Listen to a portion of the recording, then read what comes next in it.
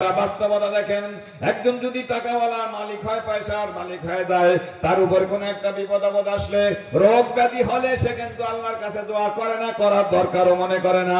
আরে গোপালগঞ্জে চিকিৎসা নয় ঢাকা নিয়ে যাব, হে ঢাকা না হয় সিঙ্গাপুর নিয়ে যাব, সিঙ্গাপুর না হয় আমেরিকায় নিয়ে যাব, চিন্তা করে টাকা পয়সার অভাব নাই, আমার বাবার জন্য প্রয়োজনে 50 লাখ খরচ করব। কথা বলেন ঠিক কি নয়? এ কিন্তু দোয়া করে না, দোয়া করার জন্য তার প্রয়োজন মনে করে না, টাকার উপর নির্ভর করে।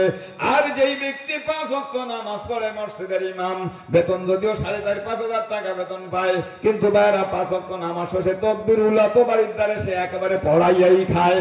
বাইরে আবার নামাজ কাদার তো কোনো প্রশ্ন নাই।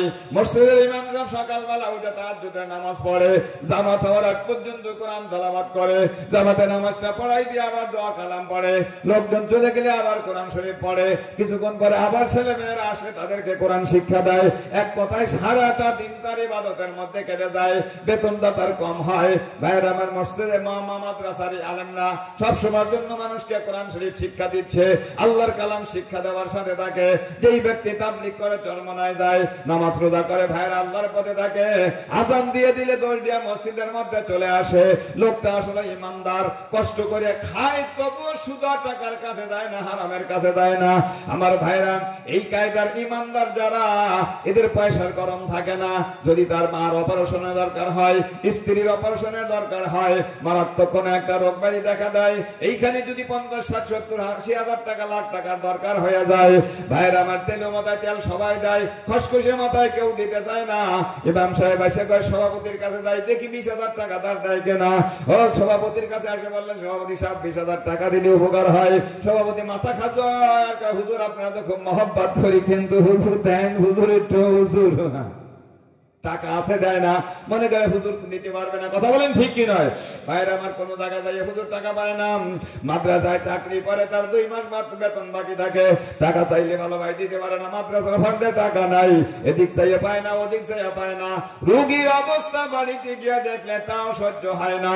আমার ভাইরা টাকা চাইয়া পায় না, রোগী দেখলে সহ্য হয় না, উপায়ান্তর না পাইয়া ভারাক্রান্ত অবস্থায় বান্দা শেষ রাত্রে উঠা এবার চিন্তা করে, আমার মাওলার কাছে চোখে পানি ফেলানো ছাড়া আমার আর কোন দরজা নাই। ভাইরা আবার শেষ রাত্রে উঠে যায়, তাহাজ্জুদ আপনার ওযু করার চান, আপনার অন্ধকার রাতে ভাইরা বাতিটা নিভাই দিয়া তাহাজ্জুদের নামাজ পড়ে, 4 রাকাত 6 রাকাত নামাজ পড়ে। বান্দার মনটার মধ্যে বড় কষ্ট লাগে, ছেলেটার এমন একটা মারাত্মক রোগ, বা স্ত্রীর এই অবস্থা, এখন কি করব, কোথায় নেব, টাকা কোনো জায়গায় পাই না, মনের ওই ব্যথা থাকে। এবার যখন নামাজ পড়িয়া বান্দা আল্লাহর দরবারে হাত উঠায়, ওই স্ত্রী ব্যথা, আমার ভাইরা মা বাবার এই কঠিন একটা অবস্থা, ঘরের এই বিপদের অবস্থা কথা মনে পড়ে, বান্দার চোখের থেকে ঝরঝর করে পানি গড়িয়ে যায়। বান্দা যখন আল্লাহ পাক রব্বুল আলামিনকে ডাক দেয়, আল্লাহ কোন জায়গায় পাই না, তোমার দরজা ছাড়া আমার আর কোন দরজা নাই। ওই সময় তো বান্দার দিলের মধ্যে ব্যথা। আবার ভাইরা, তখন বান্দার চোখ দিয়ে ঝরঝর করে পানি গড়িয়ে যায়, বান্দা ঘুমায় ঘুমায় আল্লাহর কাছে কি যে কয়, আমার আল্লাহ কয়, বান্দারে তোর এই চোখের পানি দেখা আমি আল্লাহ তোর জীবনের গুনাহ মাফ করে তুই যেই জান্নাতে যাওয়ার উপযুক্ত ছিলি না, আমি তোরে সেই জান্নাত লেখা দিলাম। এটা হাদিসের মধ্যে আছে। আমার ভাইরা, বাস্তবতা বোঝেন, ইমানদার বান্দা বান্দিকে আল্লাহ বেশি মহব্বত করে, এই জন্য বিপদ আপদ তাদেরকে বেশি দেয়, এটাও হাদিসে আছে। আমার ভাইরা, আল্লাহ যাকে যত বেশি ভালোবাসে তাকে তত বেশি বিপদ আপদ দেয়। বিপদ দেওয়ার কারণ হলো ভাইরা, তার মুখটা কালো হয়ে যায়, তার চোখে তখন পানি আসা শুরু হয়ে যায়। এটা দেখে আল্লাহ পাকের আগের থেকে মহব্বত বান্দার উপরে বেড়ে যায়। ভালো করে বুঝে নাও ভাইরা, 2 বছর বয়সের সন্তান, ফুটফুটে চেহারা, মা তাকে কোলে নেয়, মহব্বত লাগে, অনেক মহব্বত লাগলে এটা ওটা কয়, আর ছেলে খিলখিলে মায়ের কোলে হেসে দেয়। এই হাসা হাসির মধ্য দিয়ে মা তখন আবার একটা তারে দাবড়ি দেয়, ও মারবো কইলে আবার দাবড়ি দেয়। এতক্ষণ ছেলেরা এমন একটা কথা বলছিল, ছেলে খিলখিলে হাসছিল, মায়ের কোলের মধ্যে তখন ছিল। যখন মা দাবড়ি দেয়, ছেলেটা মায়ের কোলের মধ্যে হাউত করে তখন কান্দে দেয়। এই ছেলেটা যখন মায়ের কোলের মধ্যে হাউত করে কান্দে দেয়, আগে যেই মায়ের মহব্বত থাকে তার থেকে শতগুণ মহব্বত বেড়ে যায়। আগে তো ছেলে কোলে থাকে, এই ছেলের কোলেকে থাকার না থামানোর জন্য মা তখন আর কোলেও রাখতে পারে না। এই ছেলেটাকে তখন বুকের মধ্যে জড়াই ধরে মা কত রকমের কথা কয়, ওরে আমার কলেজা, ওরে আমার সোনা, তুমি কাঁদো না, আমার নখে কাঁদো না। বাপ মানে মা এই তারে দাবি দিল, ছেলে মায়ের দাবিতে কান্দে দিল। আর এই কান্দার পরে দেখা যায় মা তারে আর কোলে না রেখে বুকের সাথে জড়াইয়া দেয়। ইমানদার বান্দা বান্দি নামাজ পড়ে রোজা রাখে, আল্লাহর পথে চলে, তাদেরকে আল্লাহ বিপদ বেশি দেয়। এর কারণটা হলো আল্লাহ কয় বান্দা তোরে যখন আমি বিপদ দেব, ইন্নাল হাবদা ইজা সাবাকাত লাহু মিনাল্লাহি মানজিলাতুন ফালাম ইয়াবলুগহা বিআমালিহি ইবতালাহু আল্লাহু ফি জাসাদিহি আও ফি মালিহি আও ফি ওয়ালাদিহি সুম্মা সাব্বারাহু আলা যালিকা হাত্তা ইয়াবলুগাহুল মানজিলাতাল্লাতী সাবাকাত লাহু মিনাল্লাহি আযজা ওয়া জাল।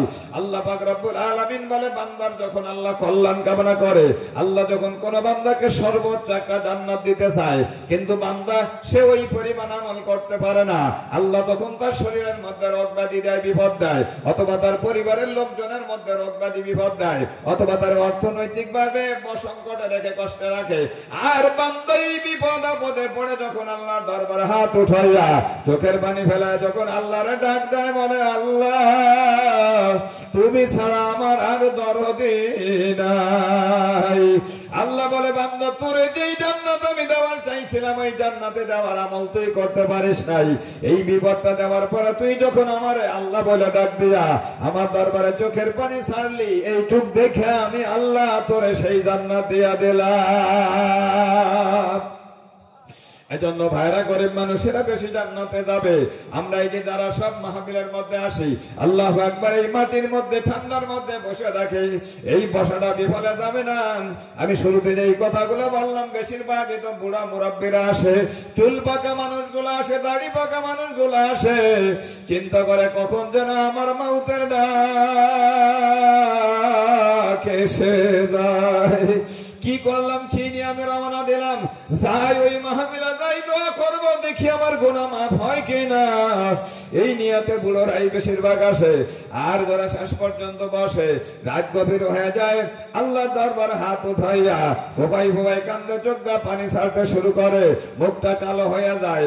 বান্দার চোখ দিয়ে যখন পানি গড়াইয়া যায়, আল্লাহ বলে চোখের পানি গড়াই গেলে বান্দা জেনে রাখ, হাদিসে আসে, নবী বলেন যে একটা ফোঁটা চোখের পানি যার গড়াইয়া যায়, দুধ দোয়ানোর পরে দুধটা যেমন গাভিনের ওলানের মধ্যে ঢোকানো কঠিন হইয়া যায়, রাসূল বলেন এটা যেমন কঠিন, যারা মাওলার মহব্বতে কান্দে, মাওলার ভয়ে কান্দে আর চোখের পানি গড়াইয়া যায়, ওই ধরনের বান্দা বান্দিরে জাহান্নামে ঢোকানো কঠিন হইয়া যায়।